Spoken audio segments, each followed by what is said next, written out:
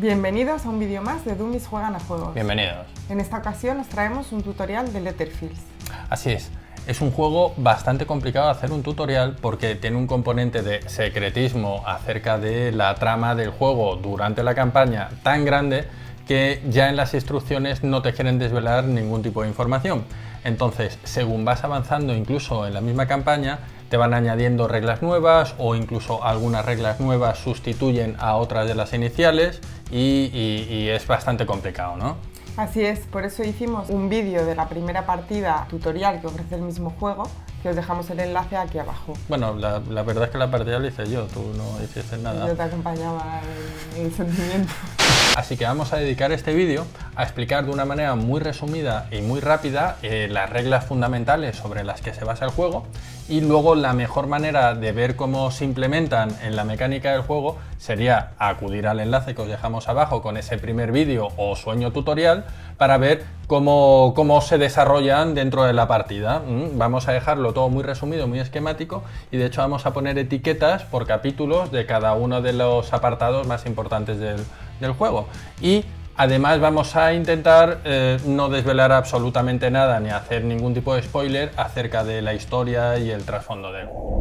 En Letterfields nos meteremos en la piel de unos soñadores de los cuales no sabemos absolutamente nada, y de los sueños en los que nos sumergiremos vamos recordando y descifrando los enigmas de nuestro pasado. Letterfields es un juego de 1 a 4 personas, que incluso pueden jugar una quinta con la expansión del quinto jugador. Sí, tiene un formato campaña, pero aún así han implementado reglas para que si en un momento dado en alguna de las sesiones de juego se quiere sumar o restar a alguna de las personas que participan en la campaña, se puede hacer. Incluso jugando el mismo número de jugadores puede variar el personaje que utilice en cada partida, pero eso lo vamos a explicar más adelante en el vídeo. La campaña se va desarrollando mientras vamos explorando el mapa onírico, que se va expandiendo y complicando. Y mientras tanto vamos intercalando sueños y duermevelas. Para que entendáis la diferencia, porque a veces es un poco confuso, los duermevelas son como enfrentamientos que vamos teniendo con entidades que nos van apareciendo mientras que viajamos por el mundo onírico. Sin embargo, los sueños sí que ya son historias ligadas de manera mucho más directa a la historia o hilo narrativo del juego, y son más largas y más desarrolladas. Los jugadores se van poniendo de acuerdo para elegir el camino que tomar dentro del mundo onírico. Hay dos tipos de camino. Están los caminos normales, que son las flechas grandes, y los atajos, que son estas flechas que son algo más delgadas. Ambos tienen un sentido único marcado por esta flecha, es decir, si cojo este camino normal, iré por esta flecha aquí, y si cojo este atajo, iré en esta dirección. Nunca puedo ir en dirección en contra de la flecha. Cada vez que usamos un atajo, tenemos que resolver el efecto negativo que viene indicado en la esquina del distrito. En el caso de coger un atajo que nos lleve fuera de la loseta del distrito en el que estamos, el efecto negativo que tendremos que aplicar es el de la loseta de salida, no el de la loseta de entrada. Nuestro objetivo en este mundo es el acceso a las diferentes puertas de sueño que podemos encontrar en cada una de las losetas, pero al mismo tiempo tenemos que hacernos con llaves de sueño para acceder a estos. Los sueños que se van desbloqueando en la pantalla nos indican el número de llaves y tipo que vamos a necesitar para poder acceder a él y a través de qué distrito, ya que no podemos acceder a él desde cualquier puerta de sueño, sino desde una que se encuentre en el mismo distrito que nos marca. A partir de ahí, cuando entramos en una casilla, resolvemos sus efectos, siempre en orden de izquierda a derecha, y va a haber algunos iconos que al principio no sabemos qué hacen y que se irán desvelando a lo largo de la campaña. Os vamos a explicar los más básicos y esenciales para aprender a jugar. El símbolo de la llavecita, como dijimos antes, únicamente significa que vamos a añadir a nuestra reserva una llave de sueño. Con la interrogación tendremos que robar una carta del mazo de destino y resolver su efecto. Hay algunas cartas de destino que directamente marcan un efecto rápido que resolvemos en el momento, y hay otras, sin embargo, que aparte del efecto que puedan tener, nos pide robar una carta de loseta de duermevela en sueño e incluso colocar esta carta en alguno de los huecos de capricho que pudiera llegar a ver en él. Pero eso lo vamos a explicar ahora en un momento. Por último tenemos la exclamación, que simplemente nos indica que debemos de robar una carta de duermevela y ponerlo en el mapa de duermevela. Ubicación C4, plaqueta C4 de duermevela. Algunas losetas de duermevela además tienen un espacio de carta de capricho, así que cuando robamos alguna carta de destino que nos indique colocarlo en una zona disponible de capricho, se refiere a esto, y nos va a añadir un efecto al mapa de duermevelas cuando entremos en él. También, como dijimos antes, tenemos las puertas a los sueños, que son estas casillas verdes, y además tenemos también la tienda de objetos, en la cual podremos comerciar cada vez que entremos ahí. Si llegamos a una casilla de tienda en el mapa onírico y tenemos una de estas cartas de nota, la podemos usar, la podemos gastar para realizar una acción de compras, que podremos resolver de dos diferentes opciones. La primera sería intentar comprar un objeto. Con el mazo de objetos disponible que tenemos, robamos una carta al azar. Y si nos gusta, la podemos comprar por la módica cifra de 2 de éter. Si no la queremos adquirir, siempre tenemos la opción de no gastar el éter y simplemente ganar una gema brillante. La otra opción sería robar hasta 3 cartas del mazo de influencia y comprar cualquier cantidad de ellas pagando el coste en éter que nos indiquen. Si por lo que sea al final decidieras no comprar ninguna carta de influencia, siempre podrás elegir quedarte con una gema brillante en su lugar. De esta manera, con esta mecánica, nos vamos a ir moviendo por todo el mapa onírico e ir robando cartas, formando el mapa de duermevelas, hasta que en un momento dado surge una entidad. En este momento paramos nuestra travesía por el mapa onírico y situamos la miniatura de nuestros personajes en el mapa de duermevela en cualquier recuadro pegado a la marca azul. Montamos un mazo de turnos boca arriba con el número de cartas que nos indique la entidad. Y situamos la miniatura de la entidad en el recuadro rosa. A no ser que la carta de turno que tengamos primera tenga un palo, en cuyo caso tendremos que ponerlo en el símbolo rosa que coincida con ese palo. Si hay varios puntos rosas, elegimos, y si hay varias entidades, las repartimos por igual. Además, la carta de entidad también nos va a indicar la entrada de texto que vamos a tener que leer si conseguimos liberar a la criatura, pero esto ni lo vamos a ver en este tutorial, lo vais a ir descubriendo por vosotros mismos, y la entrada que tendríamos que leer si tuviéramos que robar un turno nuevo y no nos quedaran. También tenemos otra información como el movimiento de la entidad, las acciones que tenemos para interaccionar con él y los efectos a la hora de resolver la fase de sueño. Pero esto lo vamos a ver más adelante en el vídeo. Cuando terminamos el encuentro, seguimos por el mapa onírico, hasta cuando llegamos a un sueño. Ahí usamos las llaves para entrar y preparamos el setup propio del sueño. Descartamos todas las losetas de duermevela y hacemos toda la preparación que nos viene indicada en el sueño, además de aportarnos ciertas reglas específicas para este sueño en concreto, que nos vamos a dar más detalle para no haceros spoiler, además está muy claro en todas las explicaciones del montaje. También nos indica el texto de introducción que tendremos que leer antes de empezar el sueño y el número de cartas de mazo de turno que vamos a emplear. A lo largo de la campaña vamos a desbloquear muchos más sueños, que vamos a ir ordenando en estas carpetitas tan chulas que vienen en el juego y que tenemos que ir investigando a lo largo de las partidas. Y en resumen, esta sería la mecánica con la que nos moveríamos a lo largo del mapa y con la que resolveríamos tanto los duermevelas como los sueños. Ahora vamos a explicaros cómo es el funcionamiento tanto de los sueños como de los duermevelas, que es exactamente el mismo. Primero es la fase de soñadores, en la que los jugadores hacen todas sus acciones, y luego es la fase de ensueño, en la que se resuelven todos los efectos del escenario y de las entidades presentes en el mismo.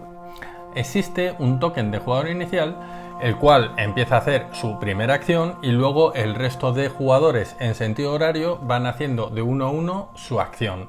Hacen una acción por turno o pueden pasar. Entonces, primer jugador inicial hace su acción, siguiente puede pasar, siguiente hace su acción, así hasta que tuviéramos una ronda de juego en la cual todos pasaran. Ahora bien, el mismo reglamento te indica que te puedes saltar esta regla y cada uno de los jugadores puede hacer un número indeterminado de acciones y írselas sorteando sin respetar ningún orden concreto. Simplemente, bueno, pues yo hago mis 3 acciones, luego tú haces las acciones que quieras, porque en el fondo, además, como puedes optar por hacer una acción, luego pasar, luego hacer una acción, viene a ser lo mismo que cada uno vaya haciendo las acciones sobre la marcha como cada uno entienda, mientras que los jugadores se pongan de acuerdo. Vamos a explicaros en detalle a continuación cómo se desarrollan ambas fases. En la fase de jugadores, primero robamos cartas de nuestro mazo de influencia, y antes de hacerlo, si queremos, podemos descartarnos de cualquier número de cartas de la mano. Robamos un total de hasta 4 cartas, pero sin superar el límite de cartas en mano, que es de 6.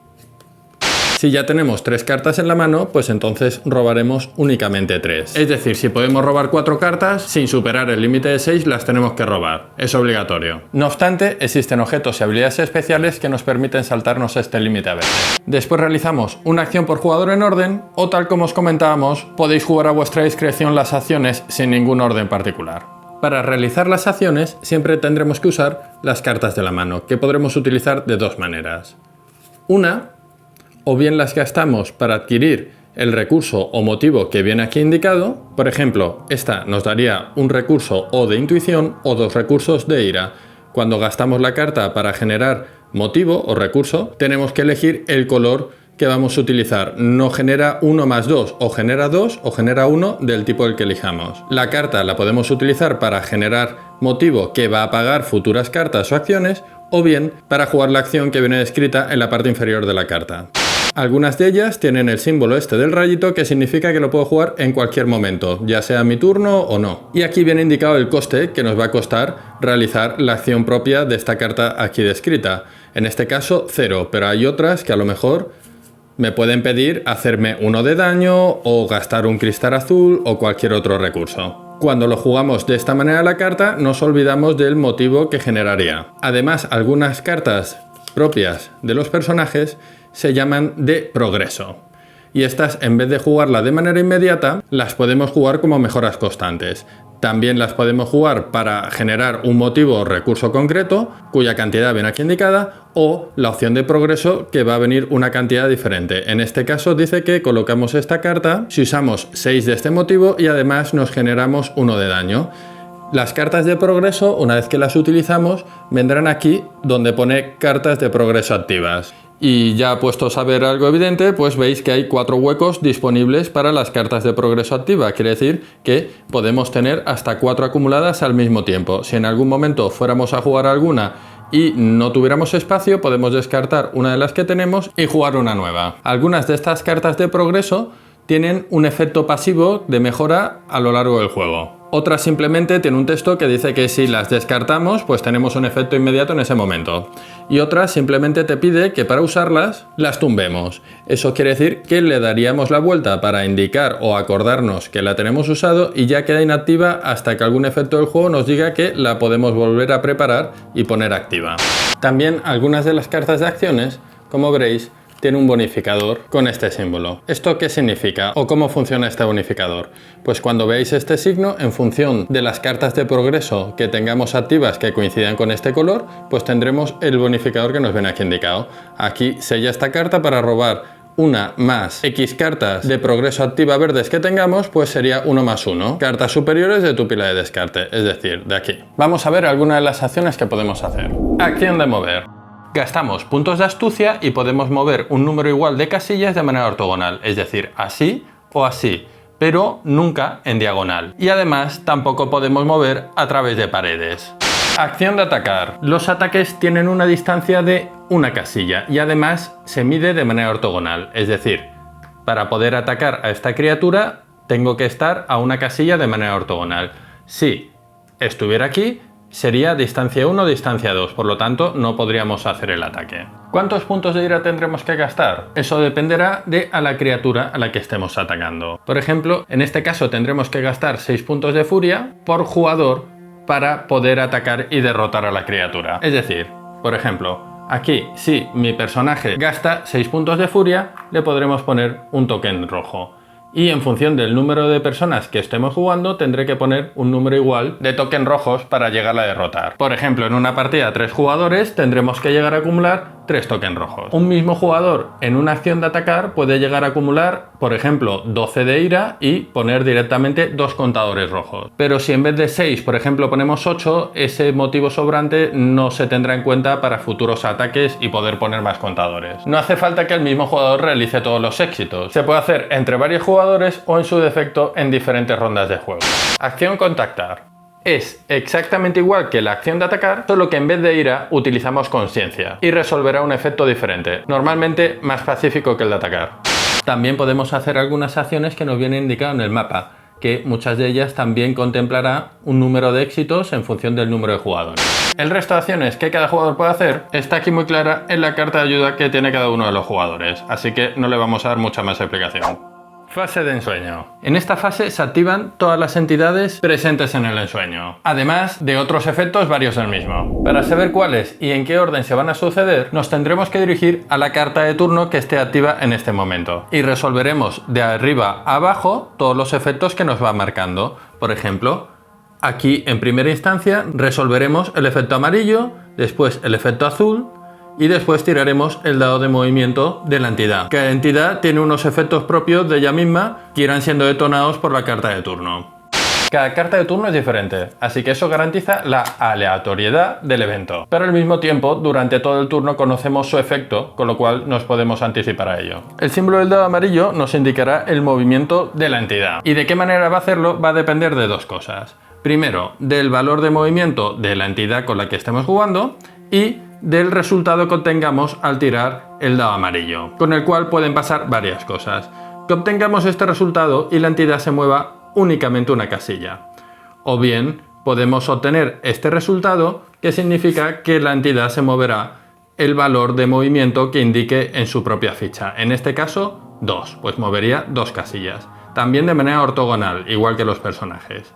Pero además tenemos otro resultado, que es este, que nos dirá que se moverá un número de casillas igual al valor propio de la entidad y además vamos a volver a tirar el dado, por eso este símbolo de más. Tendremos que volver a tirar el dado y volver a aplicar el efecto que saquemos. Hay que tener en cuenta que a la hora del movimiento, que una casilla puede estar solo ocupada por 4 miniaturas, incluyendo personajes y o entidades. Pero además hay entidades grandes como esta. Mientras que un soñador sí que puede atravesar una casilla llena y no pararse en ella, sin embargo, una entidad no podría hacerlo.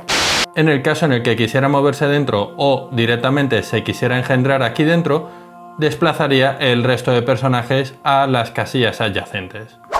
Después de resolver la carta de turno, la descartamos y comienza un nuevo turno. En caso de que descartáramos esta carta y no nos quedara ninguna más de turno, el ensueño termina y resolveríamos la entrada indicada del libro de campaña en la tarjeta de entidad. Si por contra, en algún momento conseguimos derrotar la entidad, resolvemos el efecto botín de la carta de turno en la que nos encontremos. Al comienzo de un nuevo turno, si tuviéramos que robar cartas de influencia y no quedaran, barajamos el descarte y volvemos a formar el mazo de robo. Al hacer esto, tendremos que elegir entre sufrir una herida o, si no, sellar 3 cartas.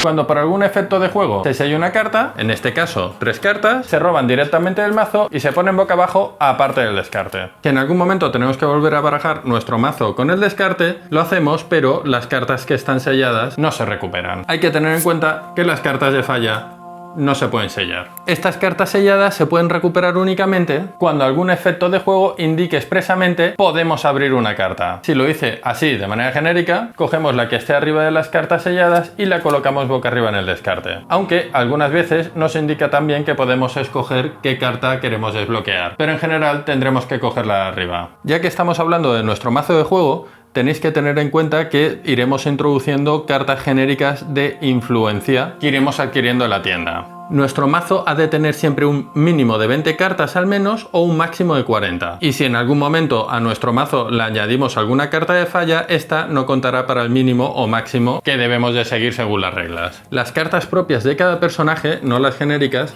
siempre van a tener en su reverso un efecto particular de nuestro personaje y que podemos usar en momentos determinados. Hay algunos efectos de juego que harán que algunas cartas de nuestro mazo sean retiradas de manera definitiva y pasen a formar parte del mazo de tienda. Incluso se podrían dar casos más raros en los cuales yo, con este personaje tipo duro, en la tienda pudiera llegar a comprar una carta que previamente hubiera sido descartada por el especialista e incluso jugar el efecto que venga aquí indicado. Al salir de un ensueño o un sueño, volvemos a empezar a jugar otra vez desde el mapa onírico, pero mantenemos toda la estructura de cartas de progreso activa, descarte, selladas y las cartas que tengamos en la mano, así como todas las piezas y componentes que hayamos ido ganando. Llegado un momento en el que acumulemos demasiado desgaste y ya estemos muy mermados con los personajes, se puede hacer una fase de despertar. ¿En qué consiste? Pues nos volveríamos a poner en el punto inicial de despertar dentro del mapa onírico y nos permitiría todas esas cartas que tenemos selladas volverlas a meter al mazo principal, barajar todos los mazos y perder todas las fichas de daño que hayamos ido acumulando y demás. ¿Cuál es el contra? Pues que además nos va a hacer todas las mejoras que nos ha costado un esfuerzo irlas poniendo en nuestra ficha de personaje, pues esas volverían al mazo, las perderíamos éter y una serie de efectos. Pero bueno, siempre está la opción de si ya no puedes más, estás muy agotado, pues haces un despertar y un poco te recuperas de todo esto. Pero hemos dejado un apartado especial para explicar algunas reglas que no se han visto hasta ahora y que creemos que son importantes para jugar. Hay diferentes tokens y componentes de juego. Hay que tener en cuenta que vienen un límite concreto en la caja. Y si nos quedamos sin alguno de ellos, no podemos utilizar ningún otro tipo de componente para sustituirlo. El más importante de todos quizás sea los tokens de daño. Si llegamos a acumular 8 tokens de estos en alguno de los jugadores, leeremos la carta secreta 242i y se terminará automáticamente el sueño o duerme vela en el que estemos para todos. En total hay 16 tokens de estos. Y si en algún momento jugando 3 o más jugadores, alguno de ellos tuviera que robar un token de daño y no quedasen, igualmente tiene el mismo efecto, es decir, leer la carta secreta 242i. También en el caso de no juntar más de 6 cartas entre las cartas de la mano, descarte y mazo, llegamos al indeseado efecto muerte anticipada, también conocido como carta secreta 242i. No desde el principio del juego, pero sí muy pronto aparecerá la posibilidad de usar máscaras. Podemos poseer varias máscaras, pero solo podemos tener en uso una al mismo tiempo. Al inicio de la sesión elegimos una de nuestras máscaras de nuestra propia reserva, que es la que vamos a usar, y le vamos a poner en nuestra zona de juego, pudiendo usar su efecto a lo largo de la partida. Si en el transcurso de la partida nos hacemos con una nueva máscara, podemos equiparla directamente y poner la otra en nuestra reserva. Hay otros efectos de juego que durante una sesión nos pueden dar la posibilidad de cambiar de máscara. Una vez por turno, en el momento de hacer una acción, podemos tirar el dado de fortuna para tratar de añadir motivo a la realización de esa acción. Primero declaramos la acción que vamos a hacer, gastamos las cartas que queramos para recopilar motivo para realizar esa acción y después tiramos el dado y aplicamos el resultado, que pueden ser varios. Por ejemplo, si sale esta X, que es el resultado chungo, falla la acción. Perdemos todas las cartas que hayamos empleado y además tenemos que elegir entre o perder uno de éter, o ganar una herida, o sellar 3 cartas del mazo. Hay otro resultado, que también es malo, pero no tanto, que es el guión. No sumamos nada y si no llegamos al mínimo de motivo que nos hace falta para realizar la acción, pues hemos perdido el tiempo y esfuerzo. Luego también tenemos otros resultados como el 1, el 2 o el 3, que serían los éxitos y que nos llevaría a sumar un número de motivo igual al número de puntos que nos haya salido en el dado. Hay varias sinergias del juego que nos permiten repetir una tirada de dado y podríamos llegar a repetir esta tirada de dado cuantas veces quieras o puedas por estos efectos del juego, pero siempre aplicamos el último resultado obtenido.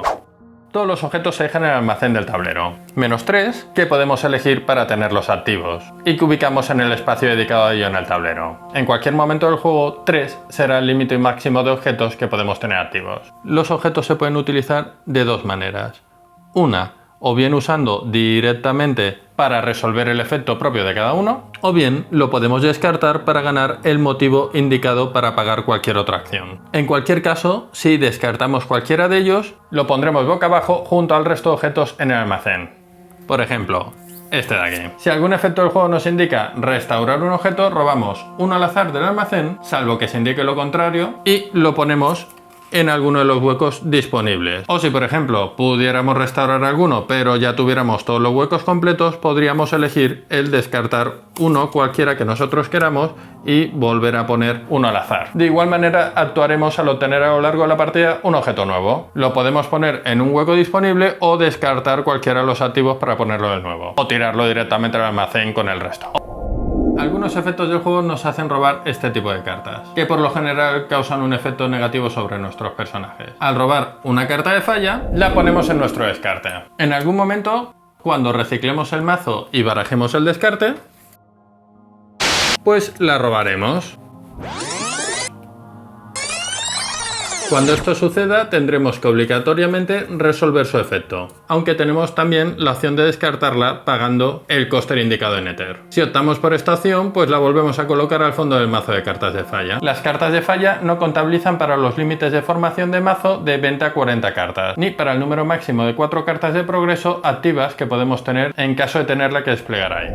Cuando damos por finalizada una sesión de juego, será el momento de grabar la partida, a no ser que tengas una maravillosa mesa de estas para juegos, modular, que pones las tablas encima y se queda ahí todo preparado debajo para la próxima sesión de juego.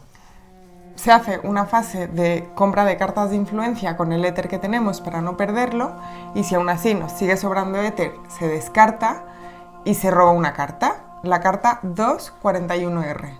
que en definitiva, si lo miráis, pone que tienes una pieza de éter para la siguiente partida. Y después de eso hacemos la fase de despertar, pero solamente desde el punto número 1 hasta el punto número 3 dentro de despertar. A nosotros no nos llama mucho la atención esta manera de guardar, la verdad, porque si puedes o tienes oportunidad para jugar partidas muy cortas de 1 hora o algo así, porque aquí te puedes tirar horas y horas, pues claro, enseguida en cuanto pones tu sistema de juego en marcha, todas las mejoras tal, las tienes que retirar. El éter que has acumulado lo tienes que retirar y lo pierdes todo.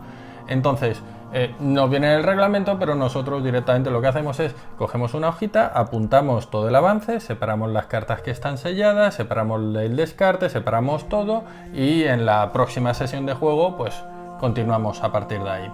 Luego, para futuras sesiones de juego pues se pueden incorporar nuevos jugadores. ¿Cómo hacemos esto? Únicamente ese nuevo jugador pues tendrá que coger su tablita de jugador, sus cartas de influencia o su mazo de influencia particular de ese personaje y coge, como siempre, 2 máscaras al azar y ya pone una de ellas activa y juega la partida de normal. O si jugamos nosotros dos, pero de repente un día alguno de los dos quiere cambiar de personaje, hace exactamente lo mismo. Y cuando acabamos la partida, lo único que tenemos que hacer es, dentro del inserto propio del juego, pues guardas las tarjetitas de ese personaje por separado y ya está.